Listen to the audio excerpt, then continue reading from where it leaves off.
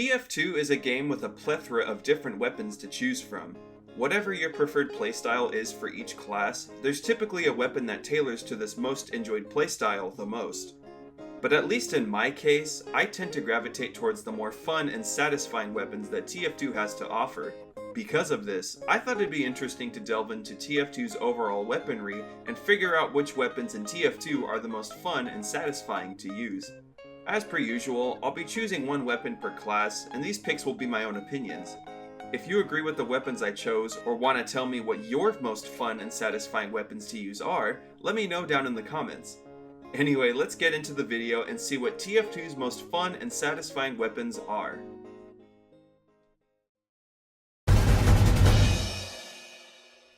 Scout as a class is built upon being the fastest character in the game. He's harder to hit than other classes and can hit hard himself. So I sometimes like to use a specific scattergun that doubles down on his base speed. The Babyface's blaster, while not nearly as good as it has ever been in the past, is still a gun that I find very fun to use. Gaining a speed boost upon shooting enemies in exchange for a smaller clip, loss of boost upon double jumping or being hit by enemies, and a slightly slower base movement speed makes the BFB a bit risky to use, but if you can successfully hit your enemies, you'll be the fastest thing on the server. Just pray that your enemies suck at aiming and that the enemy team doesn't have an engineer. Or 3. There's something really fun to me about being able to move faster than the other classes in the game, and being capable of running faster than other scouts only makes the Babyface's blaster even more fun to use. Sure, you'll lose your boost by being hit by even the most minuscule amount of damage and on the occasional double jump that you just couldn't help, but as long as you can consistently hit your enemies and recover any lost boost, you can always have fun outrunning any friend or foe you encounter.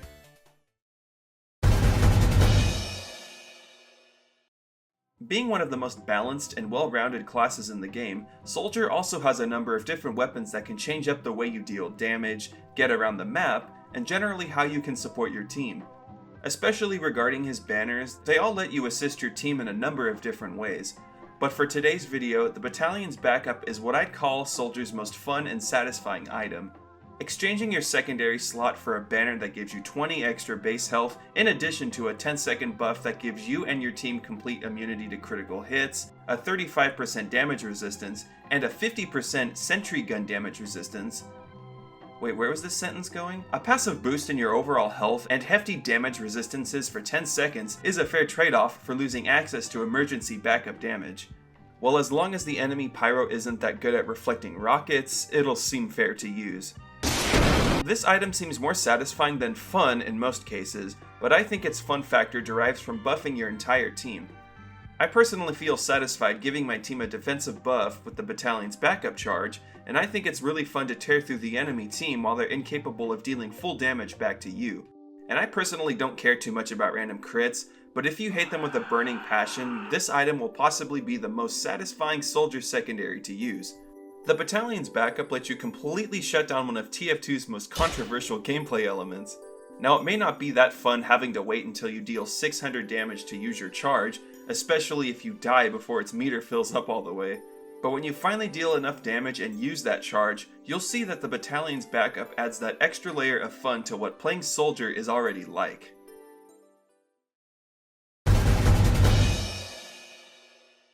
Pyro has always sort of been deemed as TF2's noob class, where their flamethrower makes it easy for both older and newer players alike to get kills with. I mean, WM1 is the name of the game when it comes to picking Pyro. Sure, some may find this fun, and if you're especially sadistic, this fun factor is ramped up to 1000 if you use the weapon whose name we won't speak of. That's why, to me, Pyro becomes fun when you actually need to use skill to make the most of their kit. This is where the Dragon's Fury comes in handy. I mentioned in my last video that the Dragon's Fury is what I would call Pyro's most underrated weapon, and today is what I'd also consider their most fun weapon as well. Its ability to deal heavy damage and have an increased fire rate on targets who are on fire makes it a must-have in any 1v1 encounter. But you can't really spray and pray with the Dragon's Fury since it requires more precision and skill to use. But that's where the fun factor is heightened for me, since whenever I use the Dragon's Fury, I have a lot of fun lining up my shots that deal 1-2 punches to light classes, and make higher health targets run for the nearest medpack. It's so satisfying to land multiple shots in a row and mow through your enemy's health as the class that many see as an unskilled pick. Well, not anymore. One very last minute point I wanted to make about the Dragon's Fury is that its longer interval between air blast uses makes this weapon more skill reliant to use. Reflecting projectiles becomes a bit harder now, so if you're still able to pull them off reliably with the Dragon's Fury, then its satisfaction level goes through the roof. This weapon requires so much more skill to use compared to the stock flamethrower that when you hit your shots with this thing, it's arguably one of the most fun and satisfying weapons to use in the entirety of TF2. It could be said that this goes for many weapons that require high skill to be effective, but the Dragon's Fury is even more satisfying in this regard since you're no longer a brainless WM1 Pyro. You're a class to truly be afraid of. Well, I mean, as long as you can actually hit your shots. I'd say that in general, Demo is pretty fun to play. He's got many different playstyles you can choose from, and his high DPS due to his grenade and sticky bomb launchers can make him even more fun to play. While it can be fun to tear through the entire enemy team solo or with a Crits Creep medic, I can say I've never had as much fun playing Demo than I have with the Sticky Jumper. This no damage dealing sticky bomb launcher alternative lets you sticky jump damage free at the cost of a max of 2 sticky bombs out at a time and a lack of being able to pick up any intels or pastime jacks. Personally, I love the mobility Demo is capable of, and sticky jumping is something that I have the most fun doing when picking him. But if we're gonna talk about something satisfying, look no further than a successful 1-2 speed pogo. Sure, it's easier to just use both sticky bombs at once in a single sticky jump, but timing your 2 sticky bombs just right in a speed pogo is just so satisfying to pull off. Now, I'm not perfect and I do mess up a speed pogo from time to time, but in general, I think I've got it down. One concern with the sticky jumper though is that you lose access to the sticky bomb launcher, which is generally seen as the better of Demo's 2 launchers. But the thing is that Demo's grenade launcher is such a high damage dealing weapon that oftentimes you'll be just fine being stuck with only one primary weapon. And with the sticky jumper's damage free sticky jumping, you're able to jump into a fight, shoot your grenades at the enemy, and jump away all while taking no damage getting in and out of the fight. So there is a silver lining in cases like this, but in general, I'd call the Sticky Jumper Demo's most fun and satisfying weapon solely due to its mobility enhancing functions with no cost to your HP.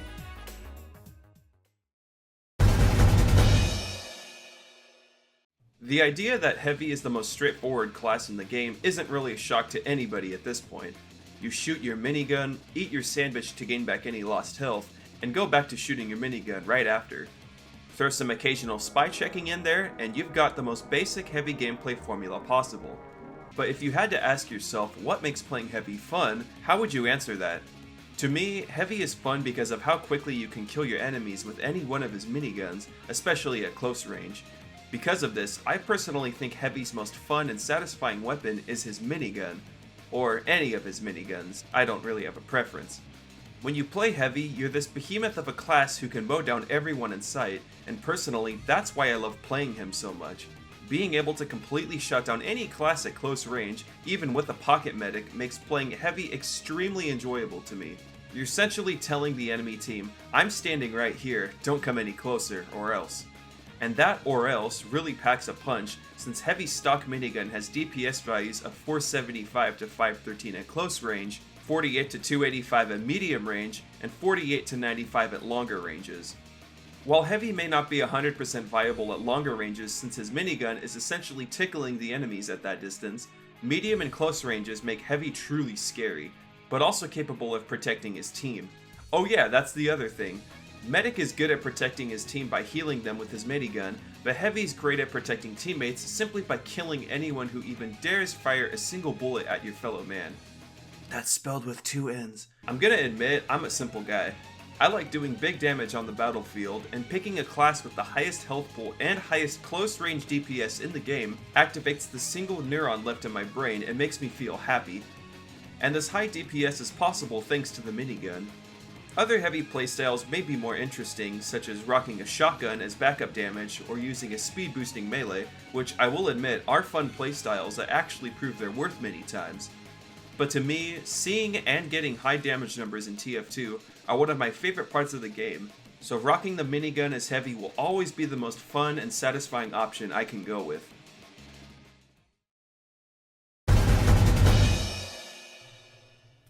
So you know how one of Engineer's basic gameplay elements is having all of your buildings destroyed at some point during the match? Doesn't that suck? Actually, I mean, not really. Well, having your dispenser and teleporters go down does usually suck, since you're not reliably assisting your team at that point. But if your sentry goes down, it's not the end of the world. Far from it. Because if you're rocking the Frontier Justice, the world is your crit oyster. This NG shotgun is the most fun and satisfying weapon to use in my eyes. Being limited to half the clip size of stock and dealing no random crits are no issue when looking at this gun, since you gain crits from kills and assists your sentry gun deals. I mean, seeing your gun all shiny and hearing it shoot off a powerful crit pellet cluster and seeing it do triple damage, oh, it's the best! And your sentry will always be getting kills throughout the game. Well, I mean, as long as you don't build it here. So if you're playing your cards right, you'll be constantly supporting your team with your sentry's defensive capabilities, and when it goes down, your offensive capabilities will be heightened. This is why the Frontier Justice is so fun to me. You're essentially helping your sentry give one last hurrah from the crits it grants you, and at close range, you're quite possibly one of the most dangerous enemies in the entire server.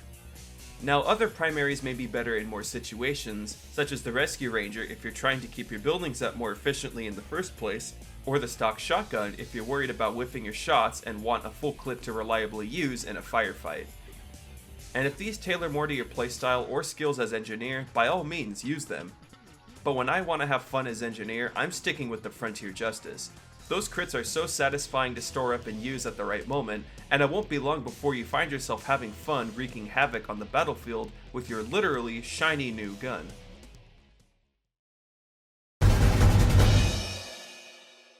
Similar to how I find Heavy fun simply by dealing lots of damage, something inherent to his class design, I find playing Medic most fun when I get high healing numbers.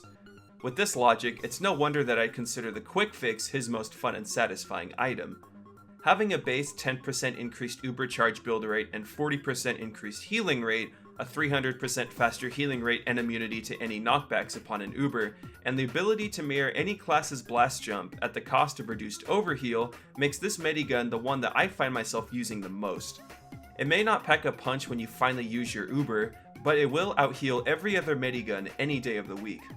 I won't deny that the stock Uber charge, the Kritzkrieg's guaranteed 8 seconds of crits on your healing target, or the Vaccinator's resistance bubbles may be better for getting your team through a tough situation, but sometimes your team may not need such huge buffs like those. Sometimes they just need health now.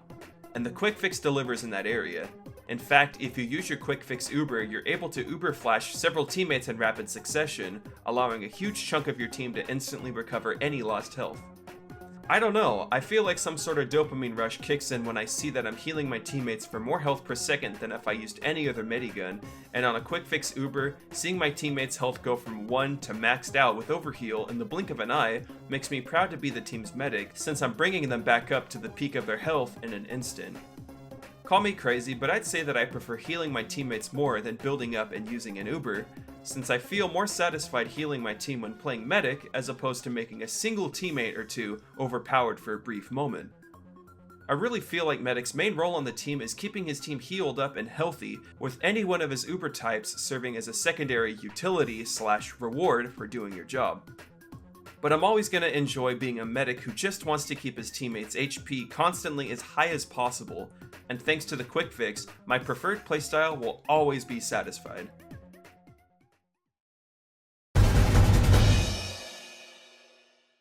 To me, Sniper is pretty satisfying to play, since getting successful headshots reward you with an instant kill and a high damage number that pops up right in the middle of your screen for you to proudly gaze at with your eye holes.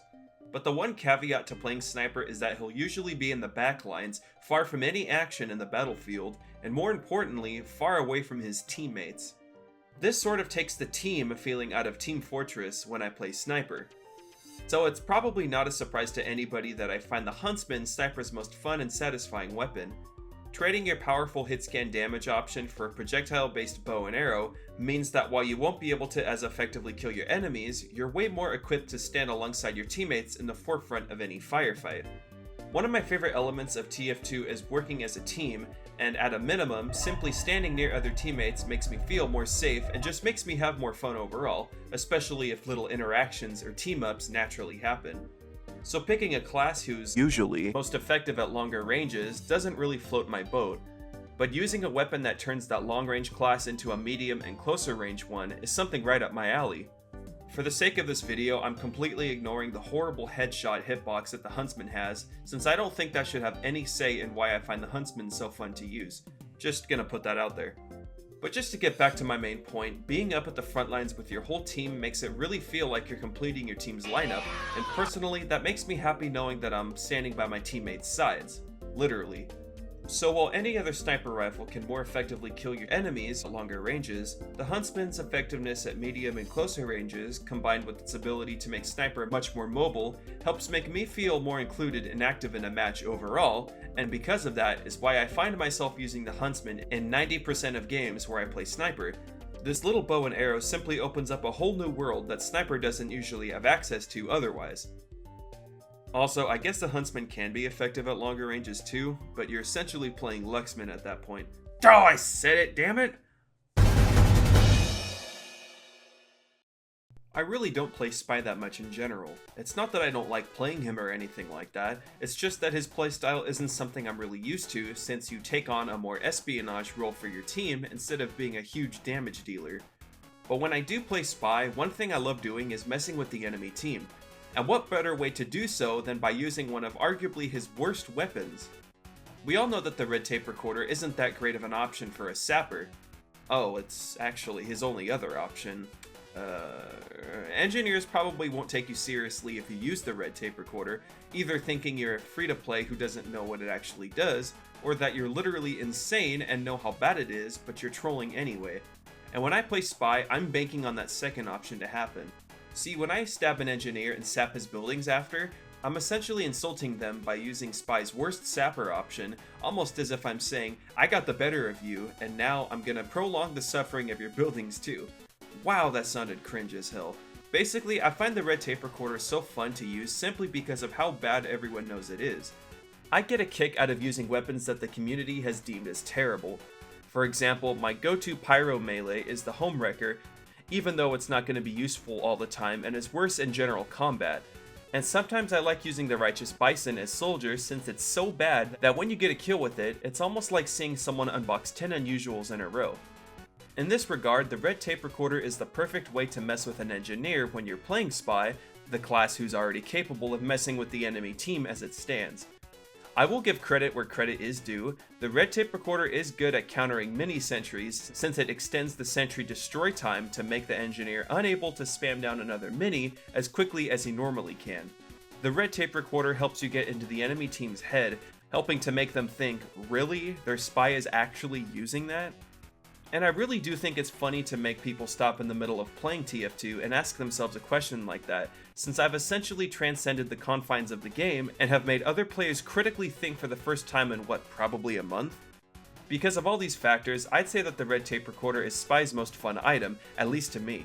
It really is his worst item in my opinion, so using it in almost 100% of my Spy games makes me as ill-equipped as possible, but that's always gonna make me laugh. And just like that, I've explained what I think the most fun and satisfying weapons in TF2 are.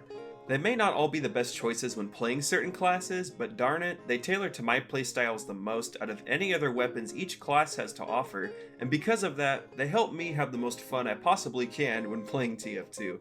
But I'm curious to see what your guys' favorite fun and satisfying weapons are too. Let me know in the comments what your picks would be, and if you agreed with any of the weapons and items I listed in the video. Anyway, I've been H, I hope you all have a great day, and I'll catch you guys in the next video.